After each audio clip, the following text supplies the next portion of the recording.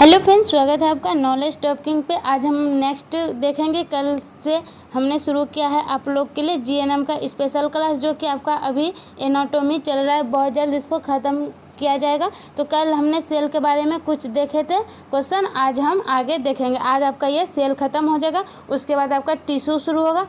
Tissue में आपको बहुत सारे इंपॉर्टेंट क्वेश्चन आएंगे और उसके बाद आपका सारा बॉडी सिस्टम ख़त्म करेंगे। ठीक है, तो चलिए अभी और एक आप लोग का आज का जो न्यूज़ है कि आपका जो बहाली है सीएचओ का आ चुका है। जितने भी सीएचओ के लिए एलिजिबल कैंडिडेट हैं, यानी जो कि बीएससी नर्सिंग किए हैं, पोस्ट बीएससी किए हैं, वो इसे अप्लाई कर सकते हैं। जीएनएम कैंडिडेट कौन अप्लाई कर सकते हैं? तो जीएनएम कैंडिडेट जिनके पास सीसीएच कोर्स का सर्टिफिकेट है वो इसको अप्लाई कर सकते हैं।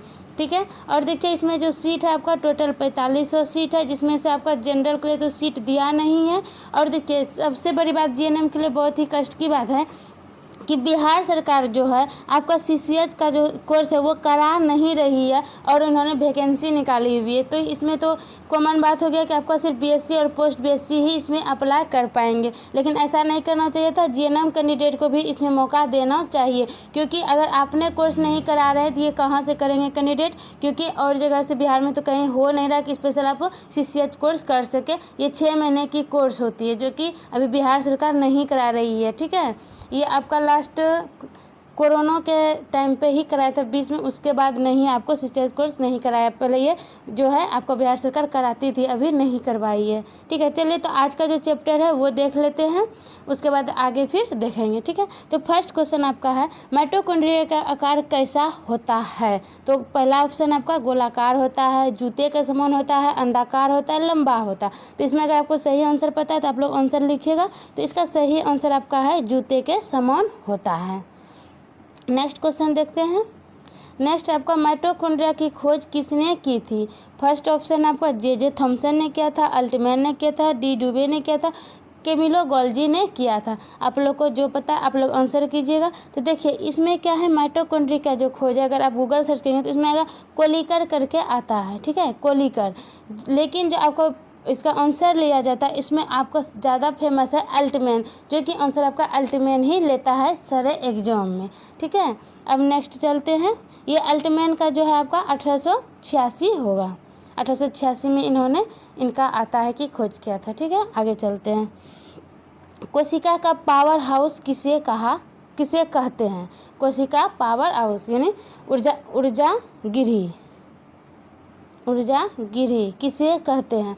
फर्स्ट आपका लाइसोसोम है, राइबोसोम है, माइटोकॉन्ड्रिया है, गोल्जी बॉडी है। तो इसका सही आंसर क्या हो जाएगा? तो इसका सही आंसर है माइटोकॉन्ड्रिया। आगे है आपका संग्रहित ऊर्जा को गतिज ऊर्जा में बदलकर कोशिका को कार्य करने के लिए ऊर्जा प्रदान कौन करता है? ठीक है, क्या है आपका संग्रहित ऊर्जा को गतिज ऊर्जा में बदलकर कोशिका को कार्य करने के लिए ऊर्जा प्रदान कौन करता है? पहला है साइटोप्लाज्म, दूसरा आपका माइटोकॉन्ड्रिया, सी है आपका लाइसोसोम और डी है क्रोमेटिन। तो इसका सही आंसर क्या होगा? देखिए क्या बोलता है, संग्रहित ऊर्जा को गतिज ऊर्जा में बदलता है। कौन ये काम करता है? तो ये आपका माइटोकॉन्ड्रिया करता है, क्योंकि आप लोग ढूंढ रहे पावर हाउस किसे कह रहे हैं, तो माइटोकॉन्ड्रिया को। तो वही आपका जो ऊर्जा का काम करेगा वो कौन करेगा? माइटोकॉन्ड्रिया करेगा। और इसमें एक मुख्य पॉइंट देख लीजिए, इसका मुख्य पॉइंट क्या है कि देखिए माइटोकॉन्ड्रिया जो स्कर्वी रोग होता है ना, स्कर्वी रोग, तो उसमें क्या होता है माइटोकॉन्ड्रिया आपस में मिलकर पिंड बना लेते हैं, जिनको हम बोलते हैं कॉन्ड्रियोस्फेयर। इसमें क्या होता है स्कर्वी रोग में आपका माइटोकॉन्ड्रिया क्या करता है, एक पिंड बना लेता है जिसको बोलता है कॉन्ड्रियोस्फेयर। ठीक है, ये पॉइंट आप याद रखिएगा। स्कर्वी रोग में माइटोकॉन्ड्रिया एक पिंड जैसा बना लेता है। नेक्स्ट चलते हैं। नेक्स्ट है आपका लाइसोसोम की खोज किसने की थी? लाइसोसोम की खोज किसने की थी? अगर आप लोग आंसर जानते हैं तो इसका आंसर बताइएगा। लाइसोसोम की खोज किसने की थी? फर्स्ट ऑप्शन है रिचर्ड, बी है आपका गुलिवर, सी है आपका डी डुबे, डी है इसमें से कोई नहीं। तो अगर आपको पता है तो आप लोग आंसर टाइप कीजिएगा कमेंट में। इसका सही आंसर क्या हो जाएगा? डी डुबे। क्या होगा? डी डुबे। ठीक है, नेक्स्ट चलते हैं। कोशिका के अंदर पाचक एंजाइम का निर्माण कौन करता है? कोशिका के अंदर जो है पाचक एंजाइम का निर्माण कौन करता है? डाइजेस्टिव एंजाइम का निर्माण कौन करता है? राइबोसोम करता है, माइटोकॉन्ड्रिया करता है, लाइसोसोम करता है, ये एंडोप्लाज्मिक रेटिकुलम करता है। तो इसका सही आंसर आपको पता है तो आप लोग कमेंट में लिखिए। देखिए आप लोग क्या कीजिए, जब वीडियो देखे तो उस टाइम कमेंट बॉक्स खोल करके, अगर आपको आता है तो अच्छी बात है, आप लोग का कितना सही होता है ये भी आप कमेंट में बताइए। अगर आपको 10 में से 10 आता है, 15 में 15 आता है, तो ये कमेंट में आप लिखिएगा कि मेरा इतना सही हुआ। ठीक है, तो चलिए, तो इसका सही आंसर क्या होगा। तो देखिए पाचक एंजाइम का निर्माण जो करता है वो कौन करता है, लाइसोसोम। लाइसोसोम को और क्या कहते हैं आप लोग को पता ही होगा, नहीं पता तो हम बता देते हैं। आत्महत्या की थैली किसे कहते हैं, लाइसोसोम को कहते हैं। ठीक है, चलिए नेक्स्ट क्वेश्चन देखते हैं। प्रोटीन एवं वसा चयापचय में कौन मदद करता है। प्रोटीन और वसा का जो चयापचय यानी मेटाबॉलिज्म जो करता है वो कौन करता है, पचने का कार्य कौन करता है, साइटोप्लाज्म करता है, लाइसोसोम करता है, राइबोसोम करता है या न्यूक्लियस करता है। तो देखिए प्रोटीन और वसा का जो चयापचय मेटाबॉलिज्म का कार्य करता है वो आपका लाइसोसोम करता है। क्या करता है, लाइसोसोम वो करता है। नेक्स्ट क्वेश्चन देखते हैं। डैश में जल अपघटनी एंजाइम पाया जाता है, किसमें बोलता है डैश में जल अपघटनी एंजाइम पाए जाते हैं। हाइड्रोलाइटिक एंजाइम जो है वो किस में पाया जाता है, माइटोकॉन्ड्रिया में पाया जाता है, न्यूक्लियस में पाया जाता है, लाइसोसोम में पाया जाता है, आरबीसी में। तो देखिए इसका सही आंसर क्या हो जाएगा, आप लोग जानते हैं तो कमेंट में लिखिए क्या होगा, लाइसोसोम होगा। तो देखिए हाइड्रोलाइटिक एंजाइम क्या होता है उसको भी समझ लेते हैं, हम इसके लिए आपके लिए पॉइंट भी लाए हुए। देखिए हाइड्रोलाइटिक एंजाइम क्या होता है, हाइड्रोलाइटिक जो एंजाइम होता है वो क्या करता है, प्रोटीन हुआ, लिपिड हुआ, कार्बोहाइड्रेट हुआ, न्यूक्लिक एसिड हुआ, वसा, इसके अणु को क्या करता है, तोड़ता है, यानी तोड़ के उसको एकदम सरलता इकाई में लाता है, यानी तोड़ करके उसको एकदम छोटे छोटे इकाइयों में विभक्त कर देता है, यानी तोड़ता है। हाइड्रोलाइटिक का काम क्या है, अणुओं को तोड़ना, छोटे छोटे सरलतम अणुओं में तोड़ देना। ठीक है, चलिए नेक्स्ट क्वेश्चन है आपका, गोल्जी का की खोज किसने की थी।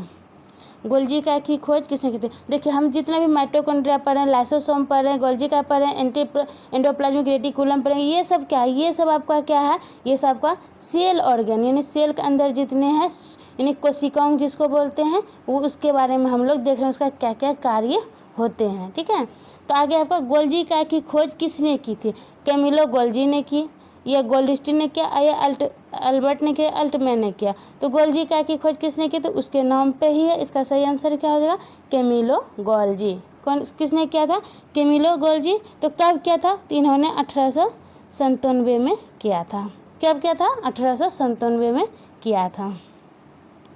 नेक्स्ट देखते हैं, गोल्जी का किस कोशिका में ज़्यादा पाया जाता है, यानी गोल्जी का तो पाया जाता है हर सेल में, लेकिन सबसे अधिक किस में पाया जाता है, जो वसा का उत्सर्जन करता है, या जो प्रोटीन का उत्सर्जन करता है, या जो कार्बोहाइड्रेट का उत्सर्जन करता है, या इनमें से कोई नहीं। देखिए गोल्जी का जो पाया जाता है सबसे अधिक किस में पाया जाता है, जो कि प्रोटीन का उत्सर्जन करता है उस सेल में ये सबसे अधिक पाया जाता है। एग्जाम्पल के लिए जो प्लाज्मा सेल होता है जो एंटीबॉडी का निर्माण करती है उसमें आपका जो है ये ज़्यादा पाया जाता है। गोल्जी का किस में ज़्यादा पाया जाता है, तो जो प्रोटीन का उत्सर्जन करता है। तो ये सब पॉइंट आप मुख्य पॉइंट है, ये सब आप लोग नोट कर लीजिएगा। नेक्स्ट है आपका, राइबोसोम कितने उप इकाइयों से मिलकर बने होते हैं, राइबोसोम जो होते हैं वो कितने उप इकाइयों से मिलकर बने होते हैं, 3 से बने होते हैं, या 2 से बने होते हैं, या 1 से, या 4 से। आपको पता है तो आप इसका आंसर कीजिएगा। तो इसका सही आंसर जो आपका होगा वो होगा क्या, 2 से। राइबोसोम जो होते हैं वो 2 उप इकाइयों से मिलकर बने होते हैं। आगे आपका इसमें पॉइंट है राइबोसोम के बारे में। देखिए राइबोसोम क्या है, प्रोटीन और आरएनए के बने होते हैं। राइबोसोम किससे बने होते हैं, तो ये आपका प्रोटीन और आरएनए से मिलकर बने होते हैं। ठीक है, नेक्स्ट देखते हैं, एंडोप्लाज्मिक रेटिकुलम का आकार कैसा होता है। देखिए एंडोप्लाज्मिक रेटिकुलम का आकार कैसे होता है, पहले इसके बारे में ये क्वेश्चन देखो, इसके बारे में थोड़ा इसको जानेंगे। तो पहला आपका नालीनुमा होता है, जूते के समान होता है, रड के समान होता है, या चपटी आकृति होता है। तो एंडोप्लाज्मिक रेटिकुलम कैसा होता है, तो ये कैसा होता है, नालीनुमा होता है, इस प्रकार से रहता है ना। एंडोप्लाज्मिक रेटिकुलम आपको कैसा आकार होता है, तो ये होता है आपका नालीनुमा होता है। देखिए एंडोप्लाज्मिक रेटिकुलम जो होता है, एक होता है रफ एंडोप्लाज्मिक रेटिकुलम, ये 2 प्रकार के होते हैं। एक होते हैं स्मूथ एंडोप्लाज्मिक रेटिकुलम। तो देखिए रफ जो होते हैं इसका मतलब होता है, इसका जो रहता है उस पर क्या होता है, ये जो आपका राइबोसोम होता है वो चिपके हुए रहते हैं। एंडोप्लाज्मिक रेटिकुलम पे राइबोसोम चिपके हुए होते हैं, उसको रफ होता है। जो कि राइबोसोम फ्री होते हैं वो क्या होता है, स्मूथ होता है, उस पर राइबोसोम नहीं होता। ठीक है, यही इसमें अंतर होता है। देखिए, और स्मूथ जो एंडोप्लाज्मिक रेटिकुलम होता है उसके बारे में एक पॉइंट जान लीजिए कि वो क्या होता है, वो हर जगह पे हर मतलब जहाँ उसकी अलग अलग हिस्सों में क्या होता है, उसका कार्य अलग होता है। जैसे कि यकृत में जो अगर पाया जाता है तो उसका क्या करता है, वो ड्रग्स को जो है डिटॉक्सिफिकेशन यानी कि वो टॉक्सिक फ्री करता है। ये किसका कार्य होता है, तो एंडोप्लाज्मिक रेटिकुलम का जो कि स्मूथ होता है उसका कार्य होता है। ठीक है, देखिए मैंने इसमें आपको लिख भी दिया है कि स्मूथ एंडोप्लाज्मिक रेटिकुलम यकृत में औषधियों के डिटॉक्सिफिकेशन का कार्य करता है। ठीक है, और आपका स्मूथ जो एंडोप्लाज्मिक रेटिकुलम है वो क्या होता है, जो आपका मसल्स कोशिका होता है ना, उसमें उसको विशेष नाम से जाना जाता है। वो जाना जाता है, क्या जानते हैं, सार्कोप्लाज्मिक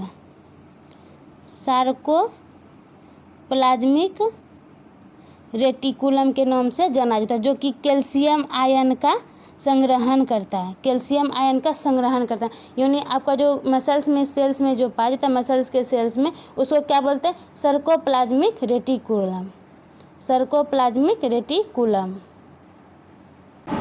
देखिए मैंने आप लोग को लिख दिया सार्कोप्लाज्मिक रेटिकुलम, ये आपका जो है मसल्स सेल में पाया जाता है और इसका कार्य क्या होता है, तो ये कैल्शियम आयन का संग्रहण करता है। ये पॉइंट आप नोट कर लीजिएगा। सार्कोप्लाज्मिक रेटिकुलम कहाँ पाया जाता है, तो मसल सेल में पाया जाता है और इसका कार्य क्या होता है, ये तो कैल्शियम आयन का संग्रहण करता है। तो चलिए आज इतना तक ही लाए थे और आपका नेक्स्ट अब जो पॉइंट आएगा वो क्या आएगा, अब आपका टिश्यू का आएगा। किसका आएगा, टिश्यू का आएगा। और इसमें अगर 2-4 पॉइंट आएगा सेल्स का, सेल डिवीजन से 2-4 पॉइंट लेके आएंगे, जो मुख्य होगा वो आपको उसी में इंक्लूड कर देंगे। और नेक्स्ट आपका टिश्यू का, जो टिश्यू में आपको बहुत सारे इसमें आपको पॉइंट इंपॉर्टेंस मिलेंगे, जिसमें कि आपका जो ऑर्गन बना होता है, हर ऑर्गन जो मतलब किस टिश्यू से बना होता है उसके बारे में समझेंगे, क्योंकि पूरा बॉडी ऑर्गन जो है हमारा टिश्यू से ही बना हुआ। टिश्यू किससे बना हुआ होता है, तो ये आपका एक समान कार्य करने वाले सेल से बने होते हैं। तो चलिए नेक्स्ट आपका जो है टिश्यू आएगा और आप लोग इसी प्रकार से बताइएगा आप लोग का कितना सही हुआ है।